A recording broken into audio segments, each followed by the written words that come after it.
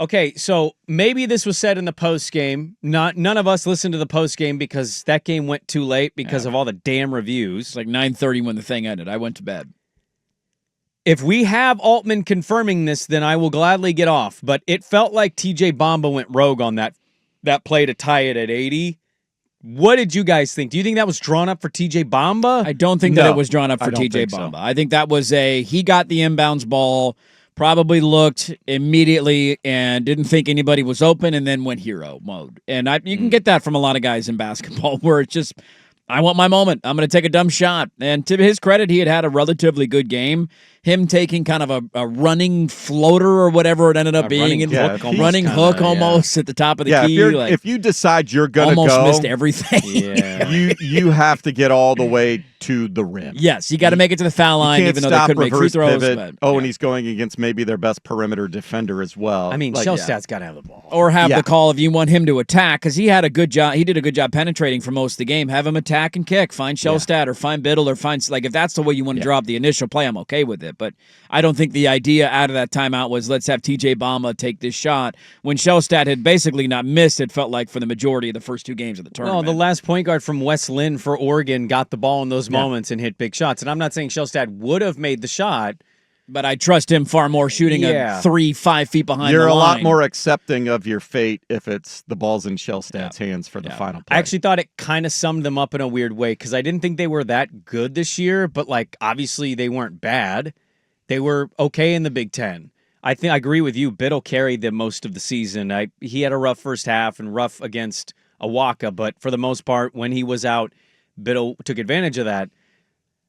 I just was like, okay, this is the prototypical Dana Altman team. I don't think this team is really that great, but here they are, maybe taking down Arizona. Player 2 away from going to the Sweet 16. And a player Same 2, thing as last year when you lose to Creighton in the second round, a game that goes to whatever, double overtime, you're a player 2 away from winning that game and going to the Sweet 16. No, I think it was more back in the first half. They got the big lead 19-4 in the first 5 minutes, and then can't let him off the hook. Caleb Love also had one of his better games of the year. I mean, you got to give credit sometimes to the other guys who perform really well. I think the interesting thing for them, despite losing in a heartbreaking way, I mean, seemingly should be back, a lot of those guys, right? The majority of guys will be back next year. I keep hearing that if Biddle comes back, and I'm like, is he going to the NBA to be a late first round, early second round pick?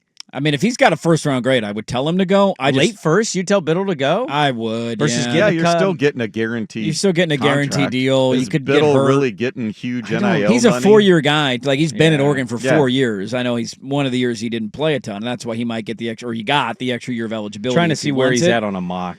Yeah, I'm just curious. I haven't looked that deep. Most of the mocks I've looked are just lottery picks. I don't really pay attention to the guys after that. I think it would depend on what people are saying on the mock stuff is it just depends on how his workouts go. Yeah, it could be. I mean, he's a legitimate 7-footer.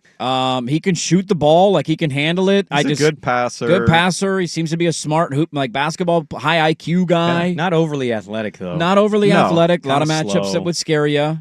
Defensively. He's a pick and pop guy. Yeah. Mm-hmm. He's playing 8 to 10 minutes a night, and he's shooting a couple threes. I think for him, would you take a flyer on that in the second round? A lot of fit, for a team that knew. But if he's a rookie that could go into a veteran team, as the backup center. Yeah.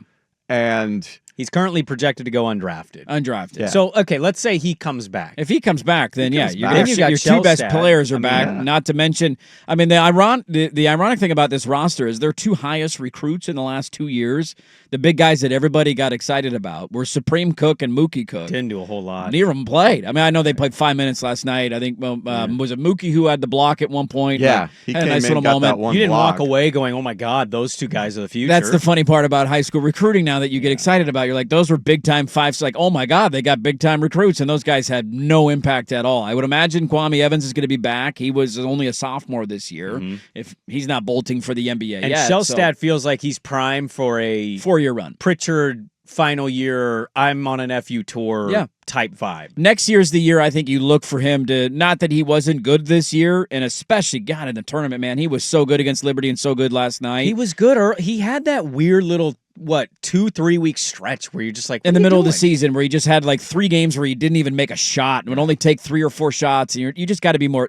Next year's the year that he takes the big jump. I think next year's the year he turns into a all-conference kind of recognizable name. Sure. He's got a world of talent, man. So Oregon's not going anywhere. And you know they're going to add a couple of guys in the portal because they do every single year. So chunks of your roster could be back. Your 2 best players from this team could be back. Your 2 biggest recruits from the last 2 years, you're hoping maybe eventually turn into something and pop. Like, the program's going to be good again next year. I think the Big Ten put their money where their mouth was so far with the performance in the tournament. I think every Big Ten team won their first round game, if I'm not mistaken. The Big Ten started 10-0 before they suffered a loss. So, like, dude, you win 20 games in a conference that put 8 or 10 teams into the second round, whatever it was. Like, hell of a year. Came up just short again. It's a bummer. It sucks, but they're going to be back and even better next year. Well, dare I say, too, I think going back to other Duck teams one year robbed of the COVID season, if you get those guys that we just named back, they'll go into the year as probably a top 12 team in the preseason pool. Plus, you add some portal stuff, which they seemingly always do. 1 or 2 guys every year. I don't know how you don't get excited. I mean, you've long brought this up throughout the year, and they had some games where attendance was good, but they had a lot of games you're like, hey, has anybody at that game? Yeah, there were significantly more Arizona fans there last night, and that was a game in Seattle. I told the wife distance. She was like, man, it's loud. I go, that game's in Seattle, and there's more Arizona fans. She goes, really? And I go, they travel well. Arizona travels really, really well. But the fact that they were, it sounded like a home game. Yeah, U of A. Sounded like a home game. Sounded like a home game. In the era of complaining about not having continuity and who knows who's on the team right now, Oregon might be in a position, unlike most, where they're like, hey, we got like 4 key guys back. I know that name. I've seen him play before. They got the second round last year, and they got all these guys back. It'd be a reason to be super excited in a way maybe you haven't felt that many times in the last decade or so. It would be a very good feeling going into the year. We'll see if it happens, but you just don't see these teams get that amount of talent back. No. But they're weirdly built, like where Biddle's not really on the radar. Shellstad just screams 4-year college point guard who goes on and tries to find his way through the NBA. You mentioned Evans. We'll see what the Cook, Mookie Supreme, we'll see what happens there and then what they do in the portal. But you got guys that all could be back, and you go, I'm familiar with this. I recognize this. Let's build on what last year was. And it's not just returning names, too. I mean, they're unquestionably this year, their 2 best players were Shellstad and Biddle. And if you can return your 2 best players from a team that was a couple of plays away from going to the Sweet 16, leaves you very optimistic. Hell of a place to start off next year.